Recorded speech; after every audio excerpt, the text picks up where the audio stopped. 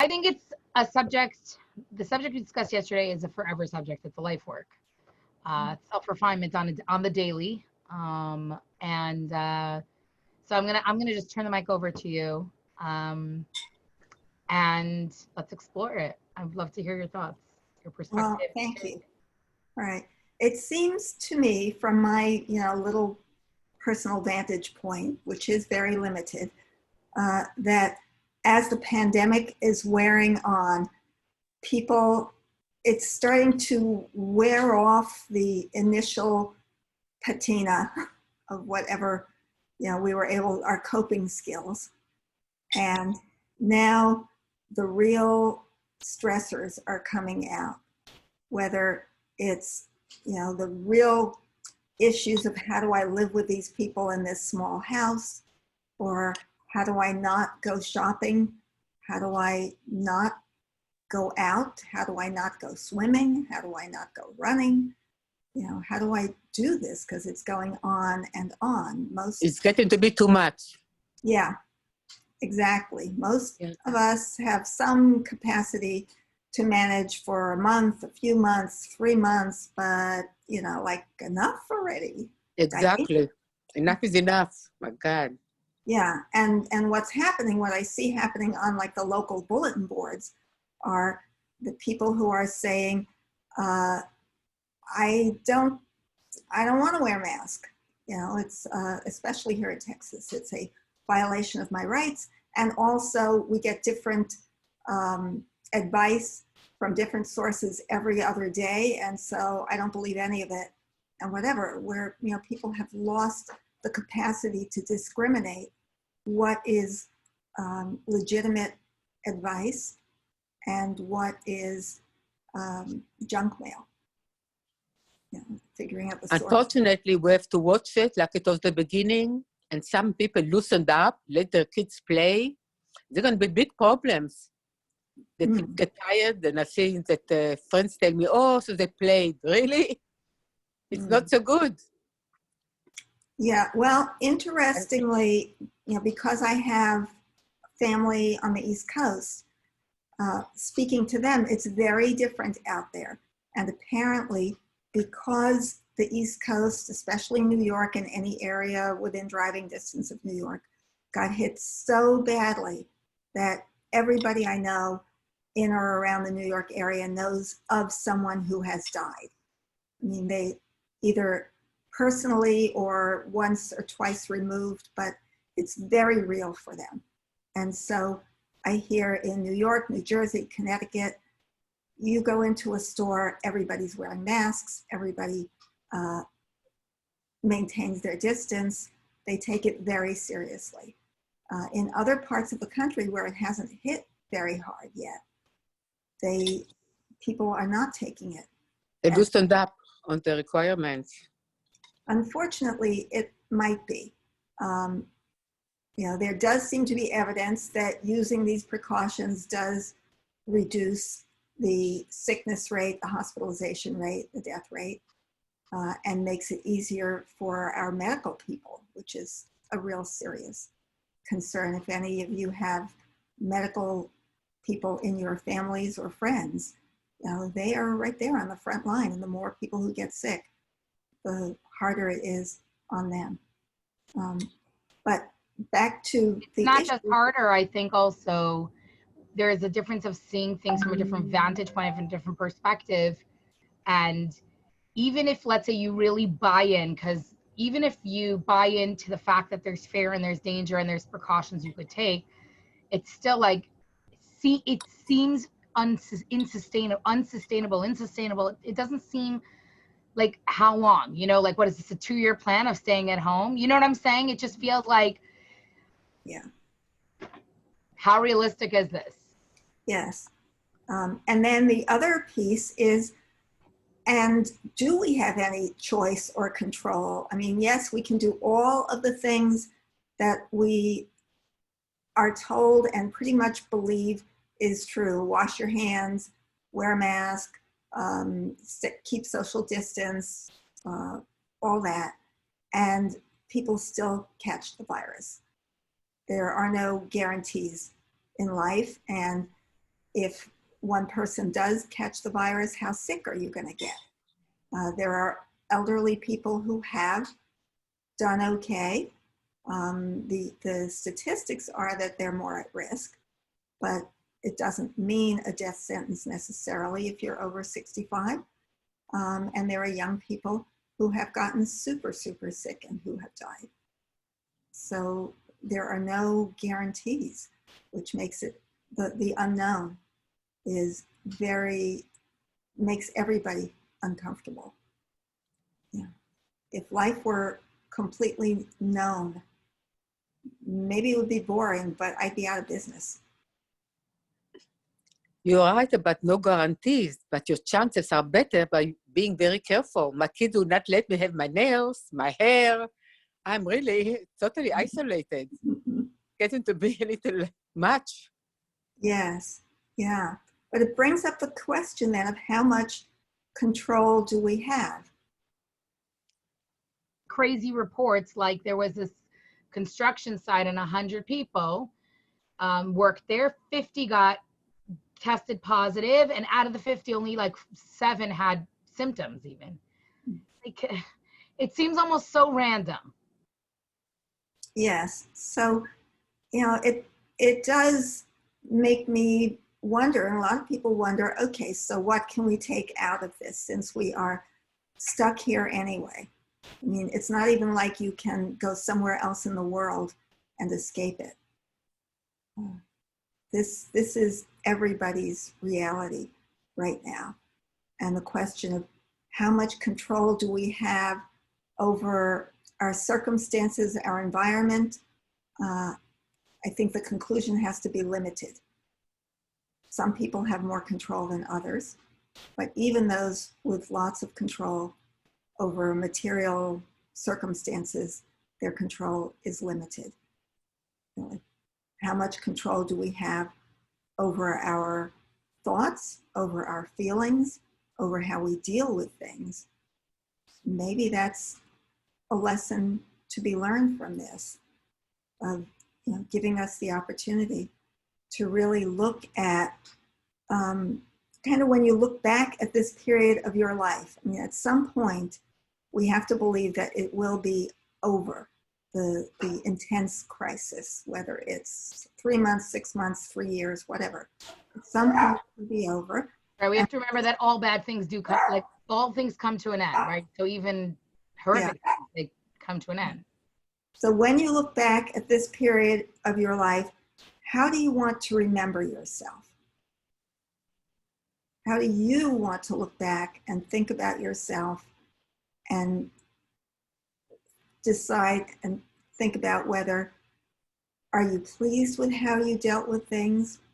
Are you embarrassed of how you dealt with things? Do you think that there are ways you could be improving? How would you like to be so that you can live up to your best vision of yourself when circumstances don't make it easy? I think that's a challenge for all of us, myself included. I also heard people saying to themselves, I want to see how are my kids going to look back at this time as a family. Like, will my children look back at this time? I think that we are luckier than others. Quite a few of my cousins and my girlfriend, for some odd reasons, are single by divorce or by being widowed. I really feel very badly for them. Yeah, my oldest brother. Rightly, how lonely they are, living alone in the house, in the apartment. Yeah. I feel very badly. Nothing can be done. They have children, but they're all worried about whatever, so they don't see FaceTime or Zoom. It's not the same. Very lonely. Yes. Especially a few of those.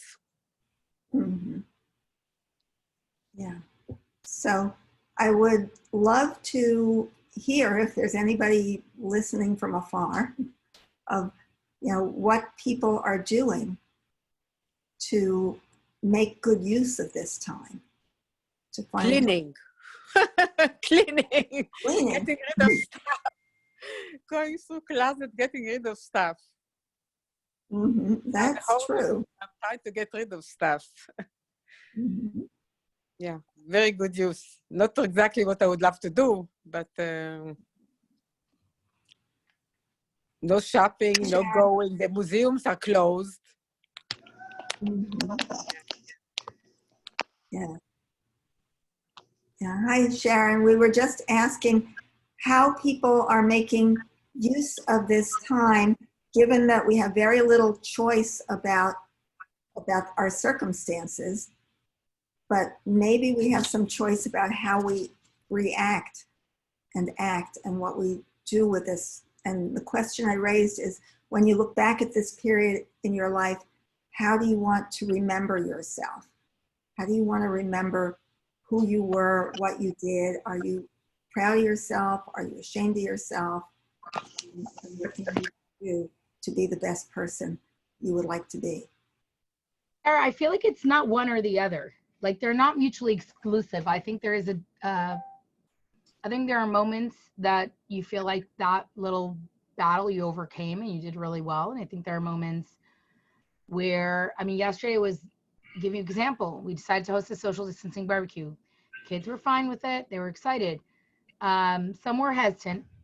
Came to an hour before, I really needed the kids to kick in and help. And they just weren't feeling it, weren't ready for it. Maybe they were out of the loop, whatever. They just, and I had this moment where I was like, well, I could be resentful right now that no one's helping, or I could be like, resentment's not a good like emotion right now. It's not going to help anyone. I chose to host this barbecue, not them. And once I shifted it in my mind, I didn't, I was able to like, and the funny thing is then kids did step in. Once I was like, okay, whoever helps, help, whoever doesn't. I think that would be a moment where you feel successful. Yeah, and the kids are not even aware of this right process going on in my mind. Whereas there are other times where I am like stressed out or freaking out, right? So I think that I feel like it's almost like too simplistic of not, the answer is, it's way more nuanced than that. Does that make sense what I'm saying? Like way more complicated than that. Like overall, yeah, my family's happy and healthy. My husband's happy and healthy. We're continuing to affect our community in a hopefully a positive way. So overall, yeah, but there are plenty of those failure moments, right? Mm-hmm. And obviously, I would love to hear someone else's thoughts, like Sharon, if you have anything, or Judith about this. I mean, yeah. Am I on mute or am I able to talk? No, we hear you. Oh, okay, good. Yeah, so I think like everybody at first, you're just kind of in, shock. You don't know really what to do and how am I going to survive and how much longer is this going to carry on? And apparently it's just going to carry on. So or sometime more, excuse me. But once I got somewhat comfortable, and I tell you, Manya and Sarah, these groups have been life-saving for me. That's why I am on every week, because I mean, it's like the highlight of my week, literally. And it fills me more than I don't know. It was like, it just was what I needed to kind of get through all of this craziness. And I mean, I'm prone to depression. I know that. I'm aware of that. So I work proactively when I kind of feel it coming on, and, walking, doing my exercises, watching, the types of foods that I'm eating, those sorts of things always help. But that can only go so far. So whenever you're being fed, on different levels, it helps. So, but back to your question, really through all of these and these wonderful discussions through Torah and Tea and on Thursdays has helped me to think, Sharon, this is the time that you get to redefine a lot of who you are and what we're all about. I mean, because you just kind of have to reinvent yourself to a certain level so that you can continue to progress and live and be happy. So yeah, I mean, the girls play tennis. It's a good social distancing sport, and we're members of the club. So, I mean, we're doing that, and that gets us out of the house almost every day. But I mean, just being at home, learning to play with them, just between the two kids. I have seen some people out and about. It's not like I haven't, but I'm probably one of the more, I tend to be on the more cautious side of that spectrum. So I mean, we see people, but it always outside, those sorts of things, but not every day. Yeah, I like the way that you put that, and that's really, it rings true for me too, as this is a time to really, like you always say, oh, I wish I had the time to think about my life and to, set my priorities and think about what's important and this and that. And this, even for people with children where there's a lot to do with keeping the kids underfoot and all that, but there's still more time than usual to think about your priorities and what's important and how to define yourself. And certainly for me, this is doing that, giving me a chance to think. And that's why I'm doing this. I mean, you're right. I seem to be running this particular hour, but it's feeding me as much as it's feeding anybody. And certainly the Torah and tea is giving me lots of food for thought and nurturance and taking me, spurring me to look at more information and more thoughts about who am I, what am I doing here, what's my purpose in life, what's it all about. I read this really nice quote, and I wish I could remember who quoted it. It was maybe from a rabbi of some sort or somebody, but it was about two waves are rushing towards the shore, and the first one is low, it's a shorter wave, and the one behind it is taller. And because the first one is lower, it doesn't really see where they're going, but the tall one can see that they're going to hit the rocks. So the tall one's going, oh my God, oh my God, oh my God, we're gonna hit the rocks, we're gonna hit the rocks, we're gonna die. And the short wave says, your problem is that you think you're a wave, but you're the ocean.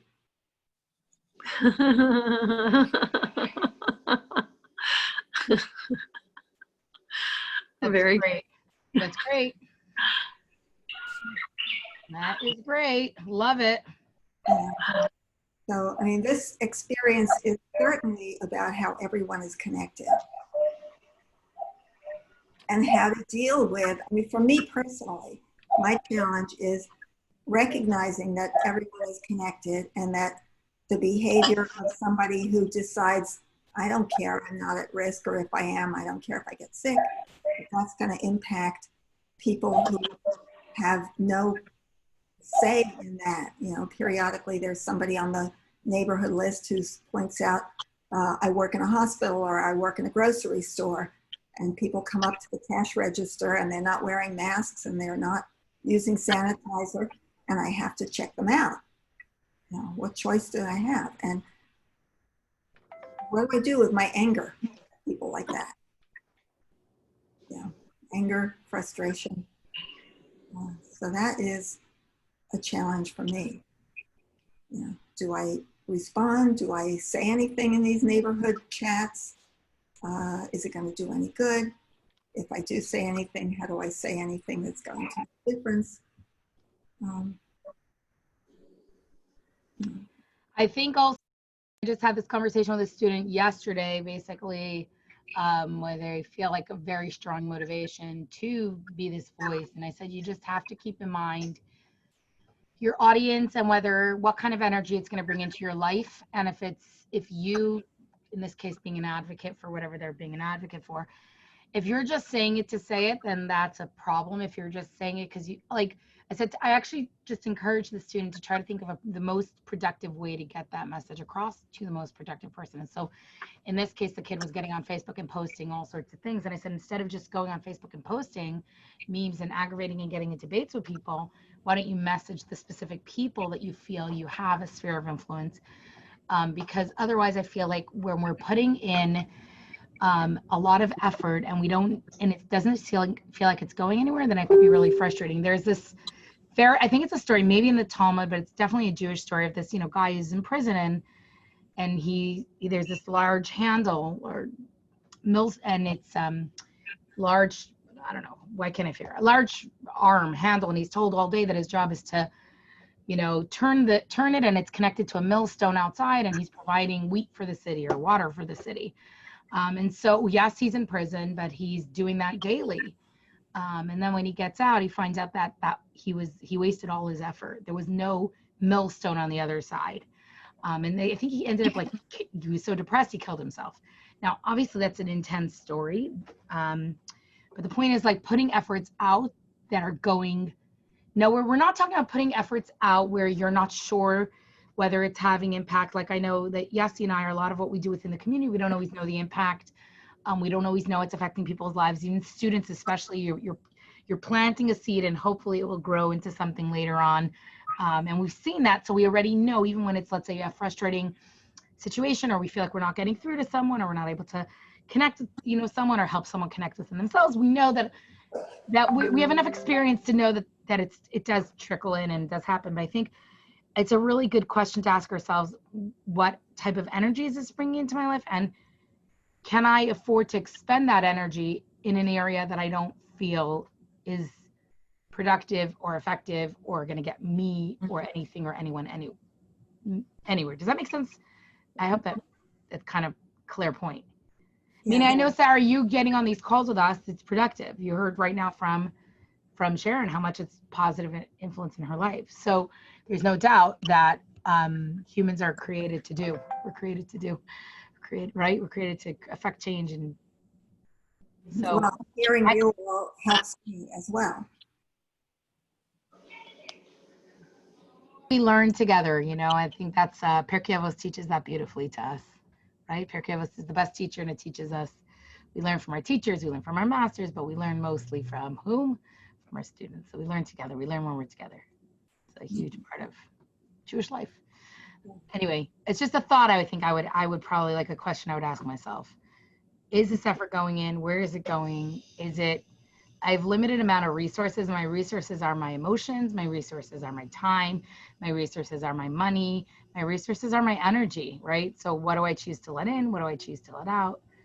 I don't know. These are the questions I like to ask myself, because we have a limited amount of resources and we have to figure out where it goes. And I think our staffing, our energy, our finances, those are all resources. And so those are the questions I ask myself when I'm trying to assess where to put something. Does that make, like, I hope that's coming across. Yeah, it does. Mm-hmm. So I'm wondering if there are issues that are coming up for anyone else that we ought to bring up.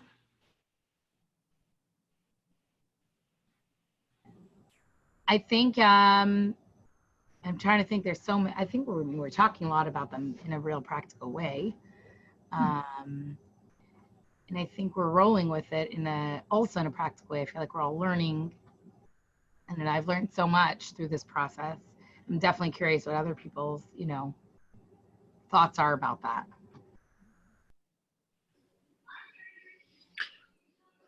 At this point, I think, we don't know how much longer this is, living like this is going to carry on, but it takes everybody a certain amount of time to get used to the new normal.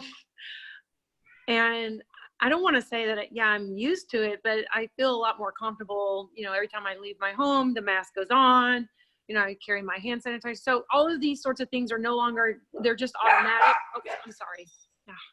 The dogs. So they're just automatic. So at least that initial energy to think about all these sorts of things, it's no longer, I don't have to think. It just, okay, we all have our mask, we wash our mask, these are all things that just happen now. So it makes life easier, even though life is more complicated, right? Right. And it also frees us up then to now what? Yeah. But like my children know, like if I go to HEB or something, they know they're not going to go in the store. They stay home, those days are gone for now. So, I do the shopping, if I'm not doing curb, I do go into the stores and I'm very careful. So anyway, at some point you just have to figure out, okay, well, I'm not going to, deal with it. But one thing that I am strict about is like the girls, I don't want them out and about. Like that really has me a little concerned. Certainly with Madison, she's had some serious medical issues. So, but I don't know. I don't know what's going to happen with school either. We'll see. Yeah. So you're saying you've adapted and you're going out. Well, you're working too, right? You're working. Yeah, but I work from the home, and our research group, nobody is going back to the university anytime soon. We were told maybe in August, but me, because of I have children, I'm not going back. I'm going to work remotely indefinitely, so it's okay. Yeah, but it does give you something to be doing with the hours of the day that you have. Yeah. Yeah, like I have my work. It just happened that it worked out that I have, a half-time practice. So that keeps me busy. Manya certainly has her work. Oh, yeah. I'd love to hear from Judith, that you don't have a It's funny how life is, that it's like a vacuum. You think they left plenty of time, and somehow it's not exactly. Mm-hmm. Yeah, So well, lots of the house is a good use of time. That is definitely important. having the houses is it's a chore. I have a lake house that always has something going. For some reason, there's never a boring moment. If it's not leaking, it's something else.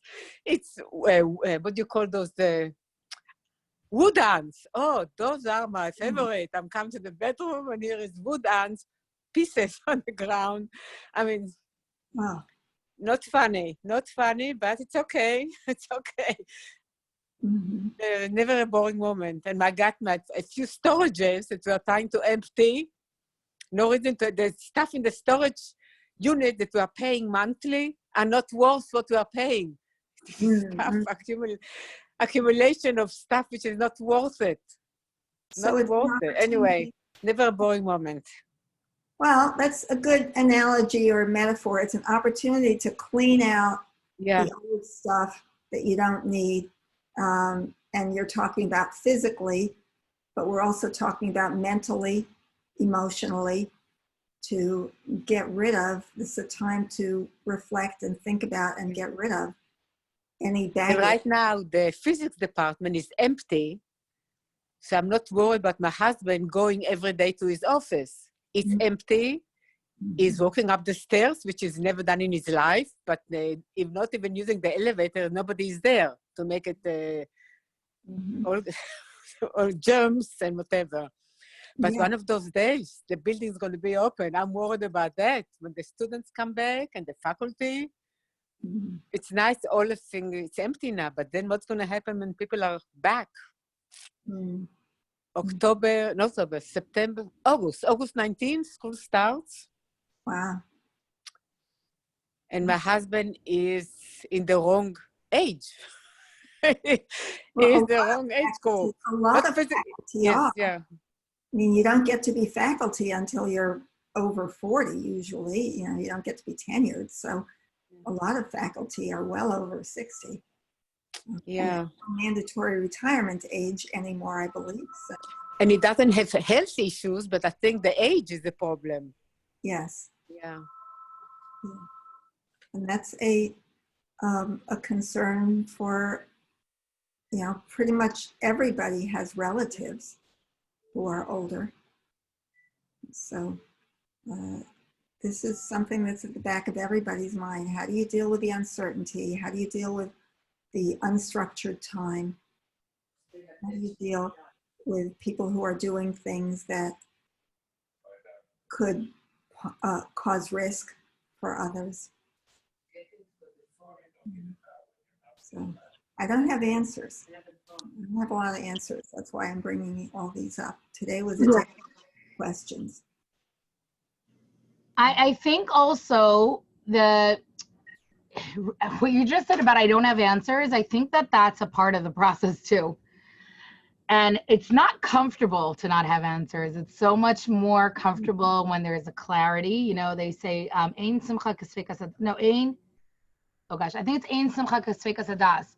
There's nothing more joy than resolving doubt, right? Because doubt or transitional phases are seen as the worst phase to be in. Like, it's not like we have to pick between right and wrong now. There's mixed messages, and there's different rights and different wrongs, and I think that makes it that much more overwhelming. But I think maybe giving time, space, and embracing the questions. And I think this has, for me, been a really good exercise. And there is no right answer here. Like 2 weeks ago, I told you ladies, we decided we were going to open for Shabbat for the students that are here.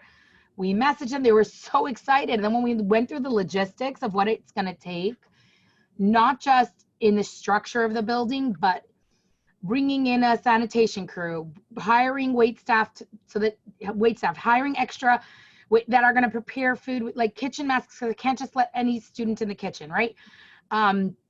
Hiring someone to do it, be a server with masks and gloves, getting new buffets. I'm saying all these pieces of puzzle. When we started to figure it out, I was like, no, we are not opening now. We're going to continue to do Shabbat to go. We continue to invite like 2 to 3 students to our home, so this way it's small and it's controlled. And I'm also able to, I hate to say this, but I'm able to pick ones that are being responsible and ones that are not being responsible. I'm not asking to come to my home because cause and effect. Yeah. And then really we're going to set into motion the pieces of the puzzle that we have to do, dial it back and figure out what we need to do in order to do so responsibly. And I think it's confusing and it's overwhelming. And even I put it out there in a network of 220 Rebbitzins, and there's no correct answer. Even the university has vacillated and come up with 3 different plans so far. And just because what they have now is on the plan, who knows if that's going to change by then. Our brains were designed to like certainty, and that we gravitate towards certain predictability, stories, categorical, predictable, and I realized even as I start to say that, that's a certainty. I mean, this is a scientifically researched aspect of brain operation. And so it feels good to be able to say that, because there are very few things that I can say with certainty, but that is one, that our brains like certainty. We're pre-programmed to want to be that way, but realizing that there are periods in time in which there is no certainty. Think back to historical crises, natural disasters, wars, other illnesses, things like that, where we really do not know. Do you go this way or do you go that way? Which way is the enemy coming? Do we run this way? Do we run that way? We don't like that uncertainty. People are giving up a little. I can see loosening in the little, I go pick up put gasoline in the car. At first it was different. Now people are less with the mask, social distancing. And I think we can see a spike in numbers from everywhere, not only foreign workers and Mexican working in a job in A&M, but I think the local people are getting a little tired. I can see students. I live in an area with lots of students. I can see loosening. They all talk to each other, go to the pool. We have a pool in the neighborhood. It's not like it used to be. And the danger is exactly like it was. Yes. It's not like there is things are better. They're not. They're the same. Enemy waiting to catch us. I agree, Judith, because I'm seeing the same. It's like the protests started. People just, I don't know, like kind of took their guard down, and here we go with yes, the numbers. they put their guard down. I mean, look, all those. Yeah, and the other thing that really has my anxiety kind of bubbling, now that we're talking about that, I just thought of it, is we're going to have about 65,000 students come back to College Station. Boy, is this going to be something? Yeah, is so going to be something? We had I actually, it's scary to think that there's only 50 ICU beds in this city. It's scary. And you're bringing 60,000 students back. It is scary. As much as I want to get back to normal, that is scary. Really? Coming from everywhere? From hot And they're not, Sharon, I said this in the beginning. We did a social distancing barbecue kind of as an experiment. And 20 in my backyard. It's a big backyard. There's a lot of space. There's seating. We spaced things out. There were maybe 3 that took it seriously. Sharon, did you jump off because you got scared? Oh, no, you're here. Okay, I couldn't see you. I'm here. There's like 3 that took the social distancing seriously. Maybe 4 out of 20. I just I don't get it. And it does worry me because right now we live in a bubble. And then when you bring all these students that left in March, we've got 70,000 students. So all of your undergrad, everybody except international and some, graduate faculty from everywhere. Those are big numbers. So here's interesting. The campus ministry yeah, I'm sorry. No, go ahead. No, so you're thinking this huge mass, people coming in from all over the planet. Exactly. And then just like Manya said, you're dealing with, executive functions that are not clearly developed. We were all 21 at some time. It is what it is. And you've got smart kids, but that doesn't mean that they're always going to adhere to, hey, it's best to not get too close. Right. I think there is their developmental stage. There's their stage within society and their social life and their need for it. Their overwhelmness of like the unknown. Like we all here are grappling with it, and we have life experience to know that nothing lasts forever and that good times come and bad times come. Like we have like that zoomed out perspective, and still that's a challenge, right? So you add that other layers, and like, a student, like a week seems like forever, like now, or a month or 2 months, and so you add that layer. Hormones. And hormones. I was just going to say where they're at, their need for relationships. Oh, God. It's very difficult with teenage kids. I can give you an example, which I hate to tell you. My daughter is so careful. Nobody comes in the house. Anybody is outside. Amazing. When we come for a visit, they all have a test to make sure they don't have it. One of the teenagers, very young, likes to ride his bike. Yeah. Very innocent, correct? Well, the other kids riding their bikes. So he talks to them. He rides with them. Yeah. Is it 6 feet social distancing? I don't think so. So this is a worry. Here is what can you do? They're riding their bike and he meets those kids that ride bikes. It's worry. It's a worry. Is he carrying it? Anyway, so every time we come, which is not often, like Father's Day, we're coming, all 10 of them are going to have a test done to make sure. So they hate us, I'm sure. Yeah. It makes sense. Hate us. Yeah.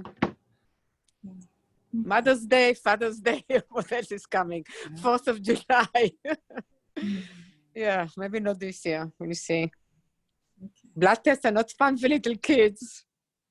My son said, it's for grandma and papa, really? To take blood from the finger. Yeah. Mm-hmm. Life is not the same. It sounds very boring to say that, but whoever thought it's going to be something like that? How was 1918? I'm reading a lot about this period. Amazing period from 1918 to 1920. The government was lying to people, so not to scare the soldiers. They were dying like flies. 20 million died? I don't remember. Wow. Very interesting thing, reading. Very interesting. Look, I think that we have to do our best, and I also can't live a life of panic, right? So that's also not healthy. And a life of we have to make the best and make the right decision for our family and our reality. Whether that means, like Sharon described, that you'll go to the stores once a week and not your kids, whether it means what Judith was saying about her going up to Dallas and having the kids tested before. I think we all have to find and strike that right balance. I know, Sarah, you said you're spending time with some grandkids. I think we just have to, that's probably the key. Yeah, you do. I think. You do the best that you can for you and for your circumstances. And we are all fortunately in positions where we can, to some extent, choose what that looks like and stick to it. I feel very badly for people who can't choose, either because of circumstances, finances, they have to go to work, they have neighbors or kids who are not social distancing, whatever. and they don't have even as little control as we're able to exercise. How many People who lives don't- multi-generations in the same apartment? A lot. Yes. A lot. And when I walk around the neighborhood, there's lots of construction that started. I mean, everything's going to go bankrupt. Right now, they started before, so they had licenses. Many of the workers, should I say all of them, are not wearing masks. Very few do I see them wearing masks on different streets. The street workers, there are lots of construction going on, sidewalks, streets. How many are wearing a mask? And social distancing? Oh, really? I stay away 30 feet away. No, and that's I'm not hard. doing social distancing. In this heat, trying to wear a mask and working in construction is, it's a very difficult choice for them to have to wear a mask all day. That's so. And That pass is out so. from the heat. And the summer has not started yet. We didn't reach the 100 and some. It's coming to it. And then what? Oh, wow. Yeah. Yeah. So is there anything we can take from this that will help nourish us, nurture us through whatever the next period is? You guys made me feel much better. And I appreciate it. Whatever we talked about, I feel better now. Yeah. So thank you. Thank All of you. you. Same for me, actually. I'm Same not here. the only one with a difficult time. I'm sharing it with other people. So I really thank you. It We're means a all, lot. yeah, we're all suffering somehow, with emotional or maybe physical Yeah. part of it. It is suffering. I mean, it is. It's just, it is what it is.